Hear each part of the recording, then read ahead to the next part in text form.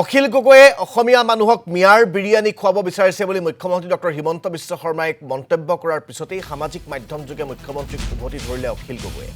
মুখ্যমন্ত্ৰী ডক্টৰ হিমন্ত বিশ্ব শৰ্মাই অসমত সাম্প্ৰদায়িক সংঘাত আৰু অশান্তি বিয়পাব বিচাৰিছে।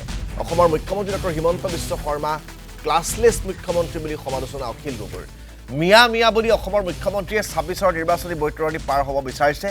সাম্প্ৰদায়িক মন্তব্য কৰা মুখ্যমন্ত্ৰীক পগলা ফাটেকলৈ যাবলৈ পৰামৰ্শ অখিল গগৈৰ।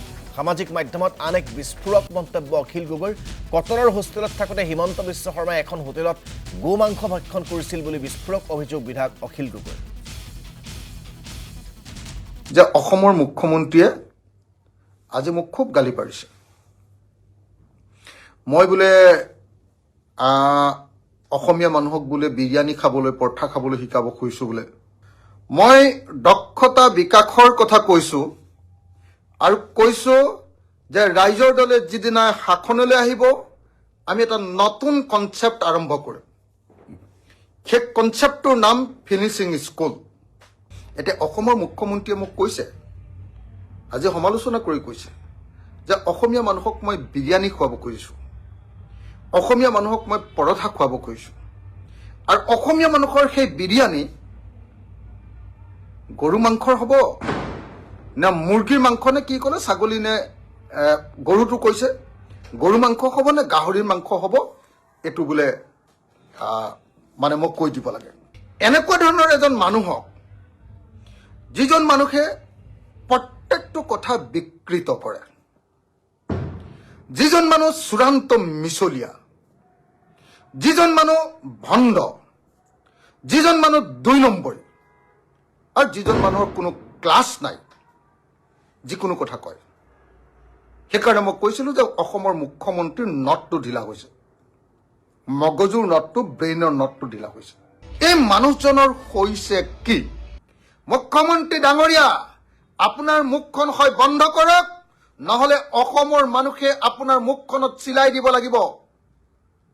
আপোনাৰ মুখখনত বেজি লৈ এনেকে চিলাই আপোনাৰ মুখখন বন্ধ কৰি দিব লাগিব উটকেইটা। আপোনাৰ সমান থাৰ্ড ক্লাছ, আপোনাৰ সমান ফাল্টু, আপোনাৰ সমান 2 নম্বৰী, আপোনাৰ সমান ক্লাছলেছ, আপোনাৰ নিচিনা একদম মগজু গণ্ডগোল থকা এই নট ঢিলা মানুহ আৰু অসমত কেতিয়াও জন্ম হোৱা নাছিল। আপুনি যদি পাগলা কৈছে, পাগলা ফাটেকলৈ যাওক, আপুনি তেজপুৰলৈ যাওক। তেজপুৰক এবাৰ কেন্দ্ৰীয় চৰকাৰে বোলে আৰু নিমহাঞ্চৰ নিচিনা ওপৰলৈ নিব খুজিছে, আপুনি তাতে ভৰ্তি হওক। আপুনি ইমান গণ্ডগোলীয়া কথা কৈ অসমখনক কিয় আপুনি অস্থিৰ কৰিব খুজিছে? ইলেকশ্যন অহাৰ লগে লগে কেৱল হিন্দু মুছলমান মিয়া মিয়া মিয়া। আৰে ভাই, আপোনাৰ বেলেগ কাম নাই? 22 বছৰ ৰাজনীতি কৰি আপুনি মিয়াৰ পিঠিত আকৌ ইলেকশ্যন যাব লাগে? সকলো মুছলমানকে আপুনি বিদেশী বুলি কয়, কিন্তু আপোনাৰ দিনত কেইটা বিদেশী এতিয়ালৈকে খেদোৱা হ'ল? কেইজন বিদেশী আপুনি খেদিলে? 1676 জন সৰ্বানন্দ সোণোৱাল আৰু আপোনাৰ কাৰ্যকালত 1676 জন। আপোনাৰ লাজ লাগিব লাগে। তাৰ পাছত আপুনি বিদেশীৰ কথা ক'বলৈ কোনো নৈতিক অধিকাৰ আপোনাৰ নাই। আপোনাৰ চৰম থাকিলে আপুনি এই লাইভটো চোৱাৰ পাছত পদত্যাগ কৰিব লাগে। আপোনাৰ কোনো মান সন্মান নাই। আপোনাৰ নিজৰ পত্নীৰ ওচৰতো আপুনি লাজ নাপায়, আপোনাৰ ল'ৰা ছোৱালীৰ ওচৰত লাজ নাপায়, আপোনাৰ সতীৰ্থৰ ওচৰত লাজ নাপায়।